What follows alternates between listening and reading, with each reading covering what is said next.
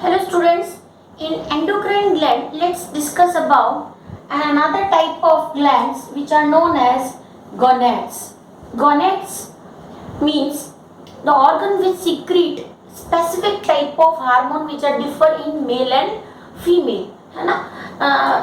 Other glands are similar in male and female like pituitary, thyroid, adrenal, pancreas. These are similar in male and female, but in different sex means male and female, these gonads means endocrine gland which are useful or which are responsible for sexual characters or sexual organs growth and development are known as gonads, which are differ in male and female. So let's talk about first female. ठीक है, female, these gonads are known as ovaries. Okay, so these ovaries are present in below abdomen region which is known as pelvic region. ठीक है, तो ये जो one pair of ovary female में present होती है ये बिलो एब्डोमेन रीजन प्रेजेंट होती है और उस रीजन को पेल्विक रीजन कहते हैं. ठीक है, तो वन पेयर ऑफ ओवरीज होती हैं जो two types of hormone secrete करते हैं. तो लोकेशन इनका हो गया इन पेल्विक रीजन और we can say below abdomen region of females, है ना. There is one pair of ovary or these are the special gonad or endocrine gland which secrete two hormones. So first is location which is known as, we can say below abdomen, below abdomen region, और इसका जो specific है वो है pelvic region.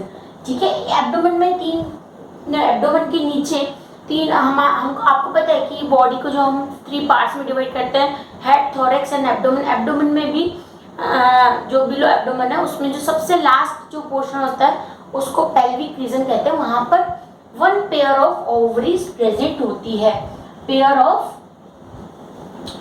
Ovaries in female. ठीक है, so one pair of ovaries present in female.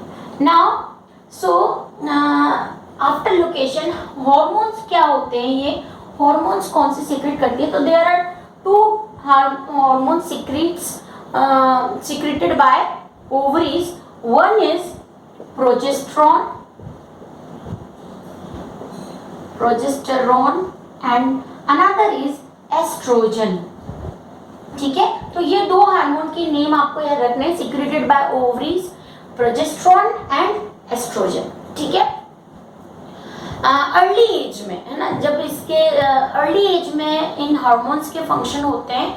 Primary sexual development means अगर female है तो फीमेल के अकॉर्डिंग बॉडी का डेवलपमेंट होगा और मेल है तो मेल के अकॉर्डिंग मेल में जो हार्मोन है वो दूसरे तरह से ग्रोथ एंड डेवलपमेंट का पार्ट बनेगा. So another type of cell, फिर हमने देखा था कि जो सेल डिवीजन होता है वो 2 टाइप का होता है, एक मियोसिस होता है, एक माइटोसिस होता है. तो माइटोसिस जो है वो सिंपल सेल्स में होता है जिससे सिर्फ ग्रोथ हो रही. दूसरा है ऐसी सेल डिवाइड होती है मियोसिस में जिससे गैमीट सेल बनती है. ठीक है, गैमीट सेल्स मतलब मेल में स्पर्म और फीमेल में ओवा, है ना. तो वो टाइप का जो गैमीट सेल फॉर्मेशन है उसको ये जो हार्मोन है ये प्रमोट करेंगे या जनरेट करेंगे.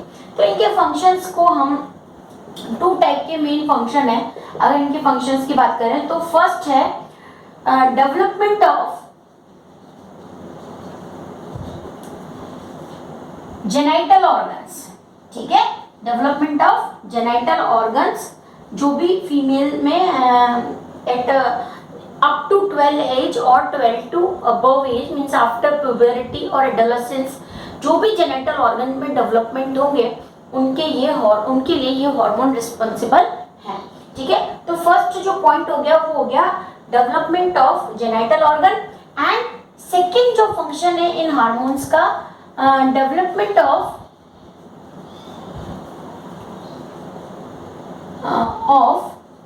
सेकेंडरी सेक्सुअल कैरेक्टर्स, ठीक है। सेकेंडरी सेक्सुअल कैरेक्टर्स का मतलब क्या होता है, जैसे आफ्टर 14 एज है, 12 to 14 age in females, there is development or new changes occur in body related with menstruation cycle or speaking, tone of speech, or we can say means puberty, in the age of puberty, है ना, development of waste, है ना। तो ये जो सारे जो secondary sexual character है आफ्टर जो 14 डेवलप होते हैं, वो ये दोनों हार्मोन की वजह से होते हैं। तो ये दोनों के फंक्शन इंपॉर्टेंट हो गए, दोनों फंक्शन इंपॉर्टेंट हो गए, development of genital organ in females and development of secondary sexual character. Name is important, first two types of hormones are there, progesterone and estrogen. Now what about disorders? Generally these disorders are related with body functioning or growth and development, है ना। तो कोई भी जो hormonal imbalance होता है, इसकी वजह से आपने देखा होगा पिंपल्स अकर होना या इरेगुलेशन इन periods, these type of changes occur due to imbalance in hormones, ठीक है। बहुत ज़्यादा एबनॉर्मल जो हार्मोन इम्बैलेंस होता है, उससे फिर अलग टाइप की जो होती है वह प्रॉब्लम्स होती हैं, ठीक है। तो डिसऑर्डर्स का यहाँ पर इतना इम्पोर्टेंस नहीं है।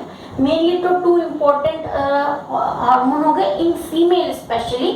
कई बार एमसीक्यू में फीमेल के कौन से ऑर्गन्स होते हैं, सॉरी कौन से हार्मोन सीक्रेट होते हैं फीमेल गोनेट से, तो उसका नेम पूछ लेते हैं और functions. Now let's talk about in males, na, what type of gonads are present in males, or which type of hormone are secreted in male। तो मेल की बात करते हैं तो मेल के जो गोनेट्स हैं उनको बोलते हैं, मेल के जो गोनेट्स हैं उनको बोलते हैं टेस्टिस, ठीक है। So these testes are present in male genital organ scrotum. One pair of testes are there. Ovary generate ova at the time of gamete cell formation, and these testes generate sperm. जैसे ओवा है वो एक gamete cell है जो at the time of reproduction काम आता है, और इन मेल में स्पर्म जो है वो एक गैमीट सेल है जो at the time of reproduction काम आएगा। And diffusion of sperm and ओवा जनरेट्स जाइगोट और 2n सेल, है ना, which further develop into a baby. So these gonads in male are known as testes. Location is in scrotum, okay, so pair of testes are present in scrotum area. And now hormone, hormone कौन सा secrete होता है, तो there is only one hormone, testosterone, ठीक है। Testosterone जो है वो टेस्टिस से सीक्रेट होता है ना। और फंक्शन इसके भी टू ही है, two functions are there of, one is growth and development of genital organs,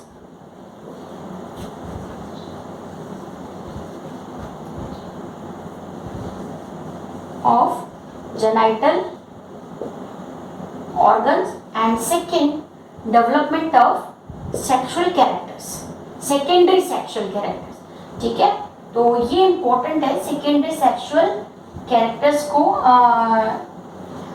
development in secondary sexual character means same, the thickening of voice, है ना, mustaches and beard appear होना, है ना। So and the changes occur in boys during the age of 14 to 18 or 12 to 18. So this age is puberty, male and female. At that time this hormone functions or regulate these changes in male, ठीक है। So misuse of testosterone sometimes in many cases we can see that misuse of these hormones related with muscular body, है ना। Gyms वगैरह में ये जो hormones steroids है वो दिए जाते हैं जिससे जो बॉडी है वो मस्कुलर हो जाती है। सो there are some side effects are also there due to this hormone imbalance. So this is the these are the gonads which are different in male and female and secrete endocrine work as an endocrine gland, secrete different hormone, 2 hormones in female and 1 hormone in males. So this is these organs which are differ in male and female, है ना, generally generate these generate growth during growth and development at particular age, है ना. जब एक particular age आएगा तब इनका function जो है वो थोड़ा स्पेसिफिक हो जाएगा. जब तक एज नहीं है तब तक सिर्फ वो ग्रोथ एंड डेवलपमेंट का वर्क करेंगे गर्ल्स में एंड बॉयज में. फिर एट द टाइम ऑफ 14 और 16 age we can say the adolescence age, at that time these hormones will play a specific role for development of secondary sexual characters. ठीक है, तो यहाँ तक हमने पढ़ लिया human nervous system and endocrine system. Now let's start with control and coordination in plants. ठीक है, तो प्लांट के बारे में जब हम बात करेंगे तो प्लांट में सबसे पहले तो इतना developed nervous system endocrine system जैसा कोई डिफरेंशिएशन नहीं है ना. और ऐसा भी नहीं है कि प्लांट में कंट्रोल एंड कोऑर्डिनेशन नहीं होता, प्लांट में भी होता है, प्लांट में भी हार्मोन्स होते हैं, लेकिन जनरलाइज होंगे. वहाँ पर जो है वो इतने स्पेसिफिक हार्मोन्स नहीं होंगे और इतने स्पेसिफिक नर्वस सिस्टम और ब्रेन स्पाइनल कॉर्ड जैसा कुछ भी नहीं है वहाँ पर. जो भी वहाँ पर कंट्रोल एंड कोऑर्डिनेशन का पार्ट है वो जनरलाइज है. ठीक है, जनरल वहाँ पर जैसे कोई मूवमेंट है तो वो जनरल है ना, पूरी प्लांट बॉडी से रिलेटेड है. तो कंट्रोल एंड कोऑर्डिनेशन में अब प्लांट का जो पार्ट मतलब जो फंक्शन है वो है दो. वहाँ पर भी स्टिमुलस और रिस्पॉन्स होते हैं. एक होते हैं नेचुरल स्टिमुलस, ठीक है, जिसके अकॉर्डिंग प्लांट ग्रो करता है. ठीक है, पहले हम थोड़ा सा समझेंगे उसके बाद ही सारा इसका डिटेल समझ में आएगा. नेचुरल स्टिमुलस और दूसरे होते हैं कि आर्टिफिशियल स्टिमुलस जो हमने बाहर के एटमॉस्फेयर से उसको मिल रहा है और वो उसके अगेंस्ट रिस्पॉन्स करेगा. ठीक है, और दोनों ही स्टिमुलस में प्लांट में ग्रोथ होती है. ठीक है, एक तो वो उस जो स्टिमुलस है वो उसकी ग्रोथ का ही पार्ट है. अब एग्जाम्पल की बात करते हैं, जैसे स्टेम की बात करो तो स्टेम का जो मूवमेंट होता है वो हमेशा अपवर्ड डायरेक्शन में होता है और जो रूट्स का मूवमेंट होता है वो अंडरग्राउंड होता है. तो ये भी तो एक टाइप का कंट्रोल एंड कोऑर्डिनेशन है. इसमें भी तो रूट्स को डिसाइड करना है कि वो उनको अंडरग्राउंड ग्रो करना है और स्टेम को ये डिसाइड करना है कि उनको अपवर्ड यानी अबव अर्थ ग्रो करना है. तो उस केस में क्या होता है कि मूवमेंट प्लांट में इन स्टिमुलस के अगेंस्ट क्या होता है, मूवमेंट होता है ना. और यही मूवमेंट उसकी ग्रोथ का पार्ट भी है कि जैसे एक सीड है उससे स्टेम ऊपर की तरफ आएगा और रूट्स नीचे आएंगी, है ना. और जो स्टेम होगा वो सन की डायरेक्शन में यानी लाइट की डायरेक्शन में ग्रो करेगा और जो रूट्स हैं वो लाइट की डायरेक्शन में नहीं है, वो अर्थ में अंडरग्राउंड ग्रो करेंगी, है ना. तो वहाँ पर वो जो मूवमेंट हो रहा है वो उसकी ग्रोथ का पार्ट है, यानी ग्रोथ ही रिस्पॉन्स है ना. स्टिमुलस कोई भी हो लेकिन जो रिस्पॉन्स क्या है वो है ग्रोथ, कि प्लांट ग्रो करेगा. जैसे हम अगर जो है टेंड्रिल्स की बात करें, टेंड्रिल्स होते हैं ना, मतलब जो वेल जो जिसको आप कहते हो, और वो दीवार पे या किसी सपोर्ट पे चढ़ती है, उसको जैसे ही है ना कोई सपोर्ट मिलता है उसकी जो टेंड्रिल्स होते हैं वो स्पाइरल होके उसके चारों तरफ हो जाते हैं और वो दीवार के सहारे ऊपर चढ़ जाता है. तो वो कैसे हुआ होगा, वो भी तो एक स्टिमुलस ही है कि आपने सपोर्ट प्रोवाइड किया, अब वो नीचे ग्रो नहीं करेगा, ऊपर चढ़ता चला जाएगा. तो एक्चुअल में उसको जो स्टिमुलस मिला उसके अगेंस्ट वो रिस्पॉन्स कर रहा है, but response is it's growth, है ना. वो बड़ा भी तो हो रहा है, जैसे जैसे वो बड़ी हो रही है वेल वो सपोर्ट को के साथ साथ आगे ग्रो हो रही है. ठीक है, तो ये जो प्लांट का जो मूवमेंट्स हैं, है ना, against any stimulus, these are these movements are basically their मतलब these movements are related with their growth, है ना. जो प्लांट ग्रो करता है वही उसके कंट्रोल एंड कोऑर्डिनेशन या जो स्टिमुलस का रिस्पॉन्स कहलाता है. ठीक है. तो प्लांट और एनिमल्स में ये एक मेजर डिफरेंस है कि उनमें ऐसे कंट्रोल एंड कोऑर्डिनेशन के लिए कोई स्पेसिफिक ऑर्गन नहीं है. ठीक है. ब्रेन, स्पाइनल कॉर्ड, नर्व्स, ऐसे कोई ऑर्गन नहीं. पूरी प्लांट बॉडी जो है वो ये वर्क करती है. इन जनरल सारा वर्क होता है और इन जनरल ही किसी स्टिमुलस के अगेंस्ट रिस्पॉन्स होता है. जैसे अगर आप समझो कि कुछ प्लांट जो होते हैं वो दिन, जो कुछ फ्लावर्स की बात करो, कुछ फ्लावर्स जो होते हैं वो दिन में जब तक सनलाइट होती है तब तक खिले हुए रहते हैं और जैसे ही रात होती है वो अपने आप बर्ड मतलब सिकुड़ जाते हैं, फिर दिन में खुले. तो वो क्या हो रहा है, वो मूवमेंट है लेकिन स्टिमुलस के अगेंस्ट है. तो उस स्टिमुलस में, वो स्टिमुलस कौन सा है, सनलाइट एक स्टिमुलस है जिसके अगेंस्ट प्लांट रिस्पॉन्स कर रहा है. ठीक है. तो अब हम जो स्टडी करेंगे control and coordination in plant, वो स्टिमुलस के अगेंस्ट जो मूवमेंट होते हैं प्लांट के, उन्हीं के बेस पे करते हैं. तो प्लांट में दो टाइप के मूवमेंट्स होते हैं. एक होता है ट्रॉपिक मूवमेंट और दूसरा होता है नेस्टिक मूवमेंट. ठीक है. So two types of movements are, और ये मूवमेंट ही रिस्पॉन्स है ना. So there are two types of responses are present in plants against any stimulus. One are tropic movement, है ना, tropic movement, और another are nestic movement. ठीक है. इनको tropism या nestism भी कहते हैं. ठीक है. tropism and nestism. अब tropism और nestism की डिटेल करने से पहले इसको पहले से एक बार समझ लेते हैं. ट्रॉपिज्म जो है वो सभी प्लांट्स में नॉर्मल जनरलाइज बिहेवियर है. जैसे हमने स्टेम की बात की, रूट की बात की, है ना. तो ये जो ट्रॉपिज्म है वो एक जनरलाइज बिहेवियर है प्लांट का, जिसमें आप ऐसे कह सकते हो कि जो प्लांट है वो अपवर्ड डायरेक्शन में स्टेम जा रहा है ना. तो उसका एक अलग नेम है. तो यहाँ पर जो ट्रॉपिज्म की हम बात करेंगे, हम इसको फिर से डिटेल में करेंगे क्लासिफिकेशन के बाद. जो ट्रॉपिज्म या ट्रॉपिक मूवमेंट है वो जियो और हम कह सकते हैं कि लाइट की जो डायरेक्शन में, जियो मतलब लैंड से रिलेटेड है. जैसे पॉजिटिव जियोट्रॉपिज्म, जियोट्रॉपिज्म पॉजिटिव मतलब जो अर्थ की तरफ जा रहा है वो पॉजिटिव जियोट्रॉपिज्म, और जो अर्थ से अबव यानी अपोजिट डायरेक्शन में ग्रेविटी के अगेंस्ट जा रहा है स्टेम, तो वो नेगेटिव जियोट्रॉपिज्म.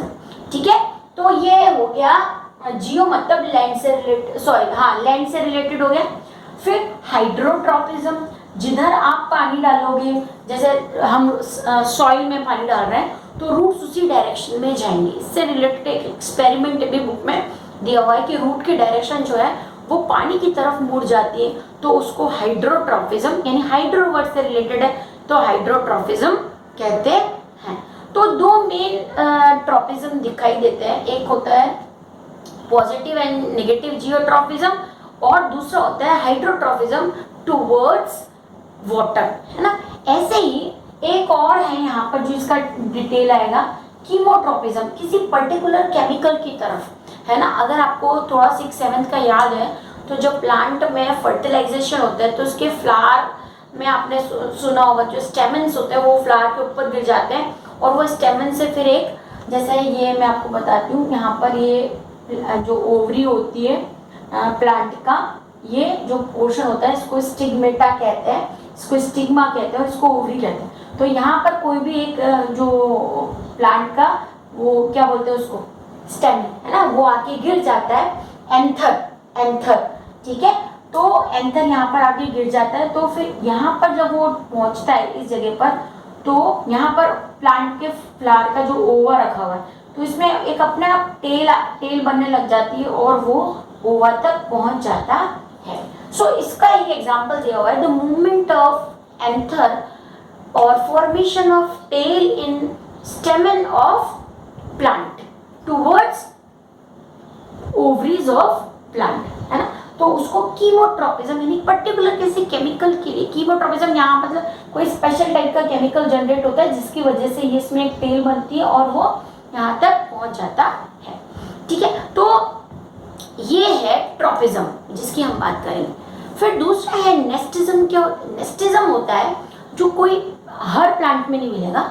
ये ट्रोपिज्म जो है जनरल है, सभी प्लांट्स में प्रेजेंट होता है, लेकिन नेस्टिज्म है वो कोई पर्टिकुलर प्लांट में होगा। जैसे इसका एक बेस्ट एग्जांपल है मायोमोसा, जिसको हम छुई मुई कहते हैं, टच मी नॉट प्लांट। उसमें आपने देखा होगा जैसे आप उसकी फिंगर मतलब आप फिंगर टच करते हो, वो जो उसकी लीव्स होती है वो श्रिंक हो जाती है। तो वहां पर हमने स्टिमुलस दिया है जिसके अगेंस्ट वहां पर रिस्पॉन्स हमको मिला है, पर वो भी जनरल है। पूरा जो प्लांट है जितने पोर्शन को आप टच करोगे वो श्रिंक हो जाता है।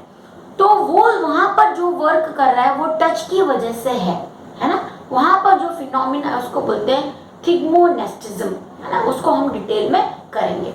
तो ये इंट्रोडक्शन था कंट्रोल एंड कोऑर्डिनेशन प्लांट का, कि हमको जो प्लांट का कंट्रोल एंड कोऑर्डिनेशन पढ़ना है उसमें एनिमल के कंट्रोल एंड कोऑर्डिनेशन से क्या डिफरेंस है। ठीक है, क्या डिफरेंस है कि वहां पर नर्वस सिस्टम एंडोक्राइन मिलके इतना बड़ा कोऑर्डिनेशन कंट्रोल सिस्टम जनरेट कर रहा है, जबकि यहाँ पर एक जनरलाइज सिस्टम है जो एक्चुअल में प्लांट का ग्रोथ और डेवलपमेंट का ही पार्ट है। यानी प्लांट के अंदर जो भी मूवमेंट हो रहे हैं वही उसके कंट्रोल एंड कोऑर्डिनेशन का पार्ट है, और एक जनरलाइज सिस्टम है। एक पर्टिकुलर कोई नर्वस सिस्टम जैसा वहां पर कोई भी सिस्टम या ऑर्गन नहीं है। ठीक है, so on next session we will study about control and coordination in plant. छोटा सा सेक्शन है, बहुत ज़्यादा डिटेल इसका नहीं दिया हुआ है, तो हम डिफरेंस करने के बाद इसी सेक्शन को कंप्लीट करेंगे। Okay, till then bye.